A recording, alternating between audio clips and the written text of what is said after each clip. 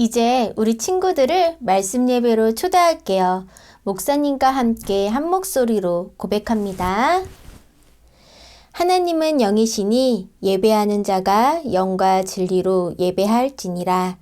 아멘. 오늘 우리에게 주신 하나님의 말씀은 누가복음 15장 17절에서 24절까지의 말씀이에요.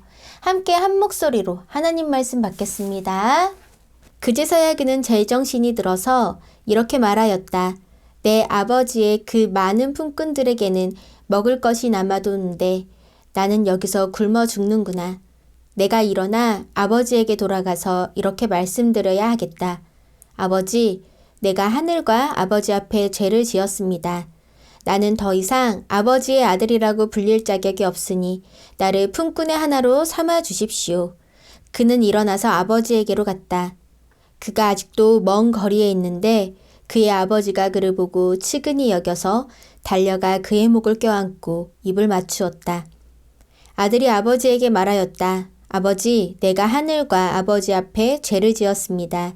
이제부터 나는 아버지의 아들이라고 불릴 자격이 없습니다. 그러나 아버지는 종들에게 말하였다. 어서 가장 좋은 옷을 꺼내서 그에게 입히고 손에 반지를 끼우고 발에 신을 신겨라. 그리고 살찐 송아지를 끌어내다가 잡아라. 우리가 먹고 즐기자. 나의 이 아들은 죽었다가 살아났고 내가 잃었다가 되찾았다. 그래서 그들은 잔치를 벌였다. 누가복음 15장 17절에서 24절 말씀. 아멘. 샬롬! 초등부 친구들 안녕하세요. 한 주간도 몸도 마음도 건강히 잘 지냈지요? 이번 주부터 우리 능곡교회 초등부는 대면 예배, 현장 예배가 진행이 되어 11시 3층 초등부실에서 함께 얼굴 보고 예배 드릴 수 있는 친구들은 반 선생님께 신청하여서 함께 얼굴을 보며 예배를 드렸으면 좋겠어요. 그리고 만약 함께 나올 수 없는 상황이라면 지금 했던 것처럼 함께 예배 영상을 통하여 하나님께 예배 드리는 예배자 초등부 친구들이 되기를 축복해요. 우리가 오늘 읽은 하나님의 말씀은요, 지난주 말씀과 연결되어요. 지난주 말씀 잠깐 생각해 볼게요. 예수님께서는 율법학자들과 바리새인들에게 세 가지 비유를 통하여서 무언가 이야기를 하고 싶어 하셨어요. 뭐냐면 바로 하나님의 마음이에요. 잃어버렸던 양, 하나님께 멀어졌던 영혼이 다시 돌아오면 하나님은 이것을 너무나도 기뻐하시고 더 나아가 우리들에게도 그 기쁨의 잔치에 함께 참여하길 원하신다라는 마음에 대해서 배웠어요. 그렇다면 오늘 들을 세 번째 설교도 이와 같은 맥락이겠죠? 하나님의 마음 어떤 마음일지 오늘 성경 이야기를 통하여 함께 알아보고 들어보도록 할게요.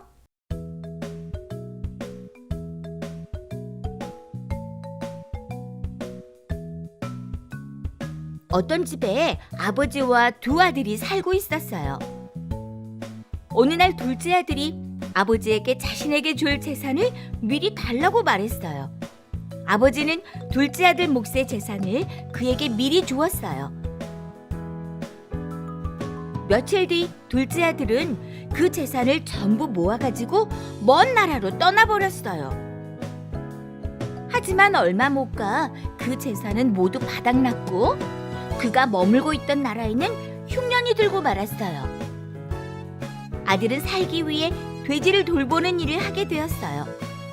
그는 돼지가 먹는 열매라도 먹으며 배를 채우려고 했지만 그 열매조차도 주는 사람이 없었어요. 아들은 자신의 신세를 한탄하다가 정신이 번쩍 들었어요.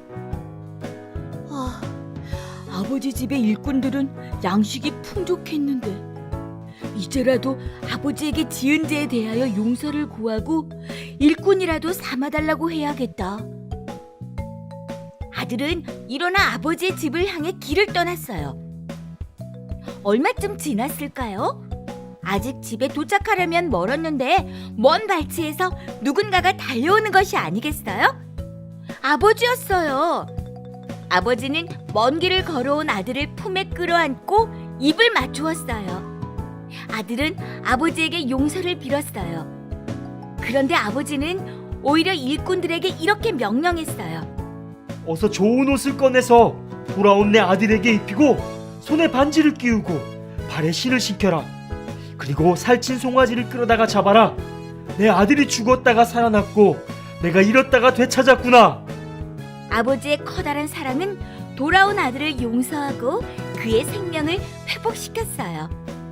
하나님의 마음도 아버지의 커다란 사랑과 같아요.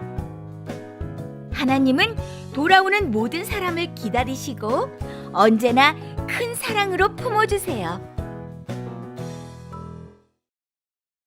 예수님께서는 오늘 이 세 번째 비유를 통하여서 하나님의 사랑의 마음을 알려주셨어요.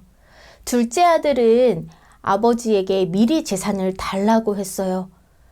아버지는 그러한 아들에게 안 돼 라고 하지 않고 일단 그에게 기회를 주었어요. 이 둘째 아들은 아버지께 받은 재산 전부를 몽땅 날려버리고 그제서야 제정신이 들었어요. 아, 내가 잘못했구나. 그리고 다시 아버지께 돌아왔어요. 아버지는 둘째 아들에게 자신이 할 수 있는 기회를 줬지만 자기를 떠난 아들을 기억하고 늘 그가 돌아오기를 기다리고 계셨어요. 저 멀리서 작은 점으로 보이는 한 사람이 걸어오는 것을 보고 이 아버지는 바로 알아차려요. 아, 내 사랑하는 둘째 아들이 드디어 나에게로 돌아왔구나 라고 말이죠. 이 아버지는 저 멀리 있는 아들이 오는 것을 보자마자 바로 달려가서 그 아들을 껴안았어요. 아들이 얄미울 법도 한데 아버지의 마음은 그렇지 않았던 거예요. 근데 이 아버지의 이러한 마음, 바로 하나님의 마음에 비유되었다는 사실, 여러분들 눈치채고 있었나요? 하나님께서는 우리를 사랑하셔서 기회를 주세요. 무슨 기회냐면 우리가 선택할 수 있는 기회요. 우리가 좋은 것을 선택하여 계속 하나님 품에 있다면 하나님은 정말 행복해 하시며 우리에게 복을 내려주세요. 하나님이 우리를 사랑하여서 주신 이 선택에서 잘못된 선택을 하면 하나님과 멀어져서 우리는 힘들고 어렵고 또 가끔은 이해할 수 없는 시련이 닥쳐오기도 해요. 하지만 이러한 일이 있을 때 제정신을 들고 다시 나 하나님께 돌아갈래 라고 결심하고 하나님께 나아오면 하나님은 우리가 한 발짝 나아갈 때 두세 발자국 먼저 나오셔서 우리를 안아주시고 위로해 주시고 다시 하나님의 아들로, 하나님의 딸로, 하나님의 자녀로 맞아주고 안아주실 거예요. 사랑하는 초등부 친구들, 이번 한 주 아무런 조건 없이 우리를 사랑하시는 그 하나님의 사랑 앞에 나의 마음을 내어놓고 하루에 한 번씩 하나님 사랑해요. 하나님 제 옆에 계시죠? 하나님 감사해요. 와 같은 짧은 말이라도 하나님께 기도를 하며 하나님의 사랑을 느끼는 한 주간을 보내기를 간절히 축복하고 우리 친구들의 그러한 삶이 되기를 응원할게요. 우리 이제 다 같이 기도하겠습니다. 하나님, 언제나 우리를 넓고 따뜻한 품으로 안아주시니 감사해요. 하나님 품에 안기면 나를 향한 하나님의 조건 없는 사랑이 가득 느껴져요. 내 모습 그대로를 이해해 주시고 품어주시는 하나님, 하나님만 바라보며 살아가는 우리가 되도록 인도해 주세요. 예수님의 이름으로 기도드립니다. 아멘.